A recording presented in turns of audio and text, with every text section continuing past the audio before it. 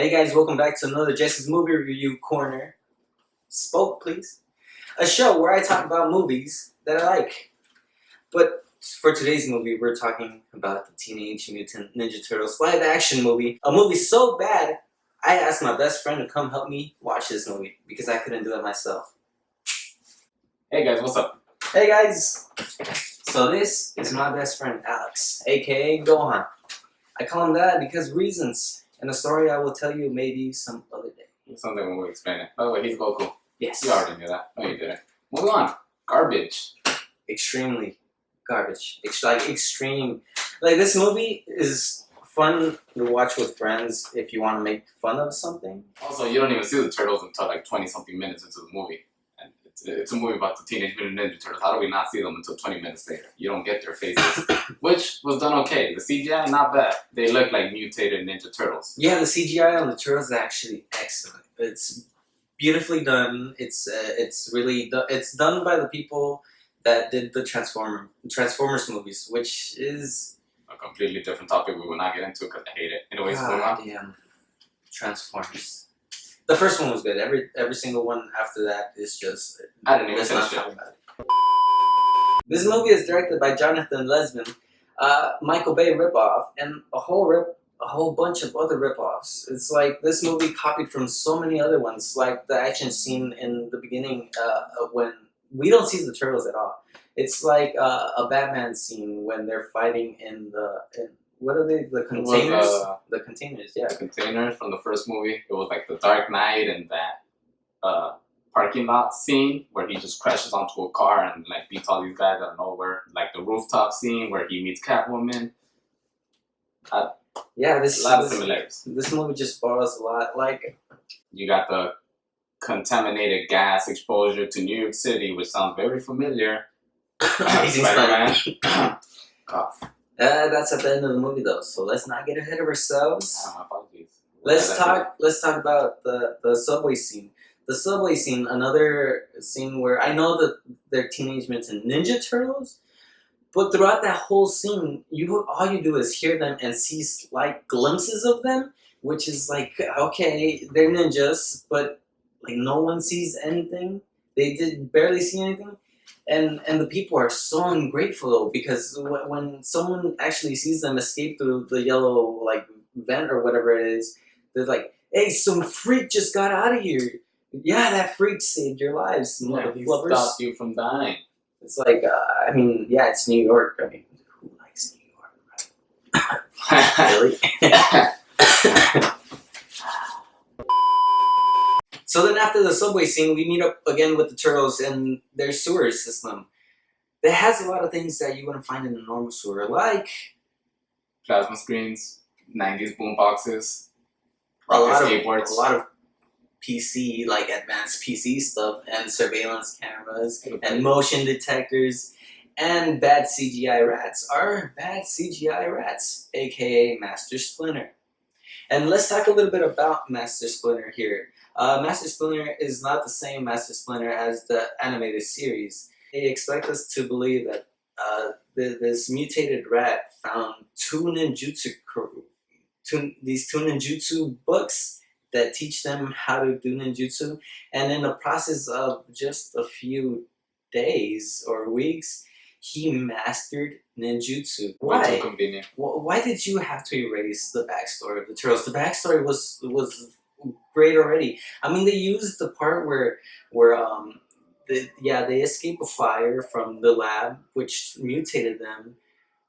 But what? Come on, the whole scene is just not right. So now let's get into the action scene where Master Splinter goes head to head with the Shredder. And to my surprise, he actually held his own against Master Shredder. Against the Shredder.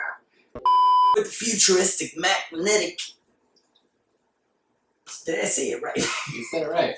Magnetic knives, okay? He uses magnetic knives in this one, where it's just like all these knives just go flying out, and Master Shredder, like the Matrix, borrowing from another movie again.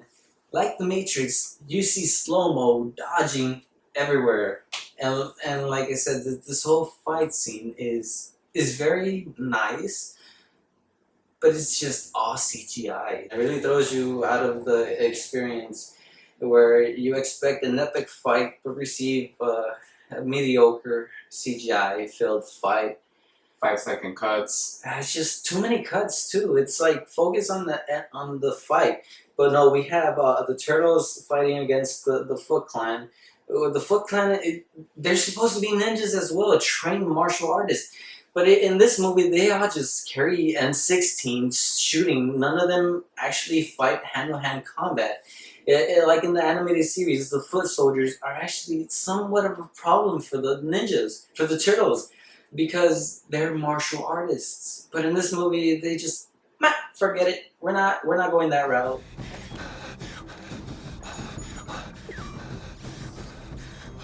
Oh my gosh, they have guns! M16s, everyone gets M16s. Get your M16s, you get an M16, you get an M16, everybody get an M16. And yeah, it just takes you out of it. And so they get captured. Well, at least 3 of the turtles get captured because Raphael gets trapped under a lot of concrete because plot. So they get captured and they're taken to what's his name? To Eric Sachs Laboratory, which is a castle on top of a snowy mountain. Cliches. Anybody? Castle, evil villain, top of a mountain. You know, rich guy that pretends to be the main chick's like closest friend or friend is a friend of his father's. Yeah, tries to be the good guy. Yeah, it's just every cliche in the book. It's a suspicious rich guy is suspicious rich guy. That turns out to be suspicious rich evil guy that tries to get even more rich out of fear. No, it's a toxin that they have a cure for, but are gonna infect everyone else in the city. And he's supposed to come in and save everyone conveniently, and no one asks any questions. The turtles that are captured, Michelangelo, Donatello, and Leonardo, they're getting their blood sucked out of their bodies because their bodies contain the cure to what we were just mentioning about that evil toxin that like burns your skin and kills you slowly or rapidly. We don't know. We don't know why if they kill so rapidly, because there's a scene in the movie where they put a mask on one of the foot ninjas and he dies almost instantly. I don't know how he wants to make the cure to that if the people would just die instantly. It's a little, yeah. Contradicting. So Raphael shows up, and I don't know where Shredder is there, and Shredder fights Raphael. And in the fight of Master Splinter and Shredder, Master Splinter was holding his own, and Raphael, being one of the strongest turtles, doesn't even lay a finger on Shredder. Shredder just mollywops him and cracks his shell, like, and then April goes in and tries to save the turtles that are in these boxes where they're getting their blood sucked out, and all she does to get them free is pump them full of adrenaline because at the same time they're getting their blood sucking out, adrenaline is a good idea, right? Because adrenaline makes your heart pump faster than ever before, and it's a real good idea while your blood is being sucked out. Sure. So the turtles get free, and they go help Raphael. But as soon as they get there, Shredder is not there anymore. Shredder just decides to leave and not attack April and the other guy while she's freeing the rest of the turtles because, again, plot. And yeah, it's just so contradictory. He wants to get rid of the turtles now because he has the cure, so why keep them alive? He has a perfect opportunity to kill them all right there, but he just leaves. Okay, so let's talk about the scene where they're escaping the castle. So throughout the scene, you get most of the turtles just sliding down the hill on the shell. Why? Because shells. You gotta make them useful for something. On top of that, they're bulletproof. We found that out a little earlier. Oh, and they could flex their front part of their shells and John Wick all the bullets. Well, more than John Wick because they shoot back. Yeah, that was great. So yeah, mutated ninja shells are flexible and durable. Very durable. Super durable. Superman durable. Superman bulletproof. You know what's stronger than Superman? Turtle shells? No. Flex Seal. That will stick on anything. Anything. As you can see, we cut away and our feet are up here. Anyway, so as you know, these turtles are sliding down the mountain on their shells because they're not gonna run, obviously. Dude who's nobody can remember his name is like driving a semi-truck that they very conveniently found the keys for in the. Well, no, I put them there too for work. Anyways, I mean, I think they got it out of they got it out of Terminator Judgment Day. How the keys are always conveniently placed. The visor. On top or inside? What? How do you say? Always inside the visor, yeah, right? Always, yeah, always it's like in. Always. keys. Yeah. Let's move on. Okay. So, nameless guy finds the keys. They're driving a semi. It's out of control because obviously, you know, snow, mountain, semis. They don't really necessarily mix. I know, and he surprisingly made it look smooth. Like the semi truck didn't flip. The cargo in the back didn't unhook. It didn't flip. It was so perfect. Even if the semi truck was facing this way and the cargo was facing that way, in a 90-degree angle, it was perfectly aligned by the end because plot. Okay, so the turtles, all four of them working together, do not land a single punch on him. Like, not one on him when they're fighting on the roof. And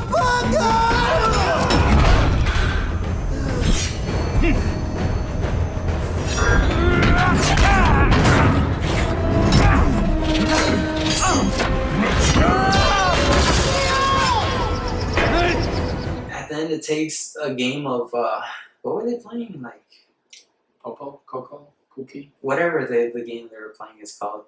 Puck Puck. Yeah, Puck Puck. The game is called Puck Puck, where they just jump on each other's shells and try to hit a shredder like that, and it somehow works. That's what works. The freaking game that they're playing works.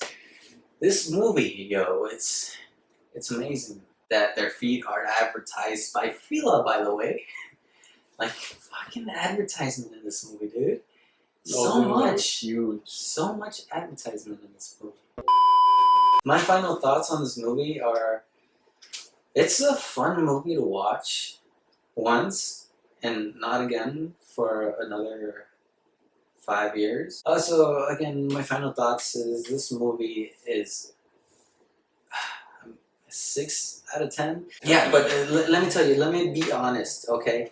If you have not seen the Teenage Mutant Ninja Turtles animated series, and this is your first viewing of the Turtles, you might actually like this movie a lot. And I think that's who they were aiming for. People that have not seen the Turtles. My thoughts out of this, I'm going to give it a 5.5 out of 10. Because let's compare it to the first ever live action Ninja Turtles. Oh, the 90s Turtles. The 90s Turtles. We got to bring in the 90s Turtles. Those are men in suits. As I watched that as a 2-year-old kid, I was like, man, you're not gonna those suits must suck. No, but yeah. But yeah, no, these turtles, they look like live action, mutated Ninja Turtles, alright? But other ones that teamed up with the Power Rangers, yeah, that's a whole another bellow. Those are dudes in suits, yeah, that was horrible. These, using CGI, they did it right with the turtles. Master Splinter, but the CGI, it's cool. The action scenes are alright, just a little way too much spinning with the camera, too many zooms in, too zooms out. I was literally like, watching it and kind of getting dizzy. Yeah, that's another gripe that I didn't get into, but it's just this video is getting too long. This has been your host, Jesse from Jesse's Movie Review Corner, and my best friend, Gohan, aka Alex. So thanks for watching, guys. Please, if you like, please like. If you enjoyed, please subscribe for another episode that I am planning to release after this one. So thanks again. Peace.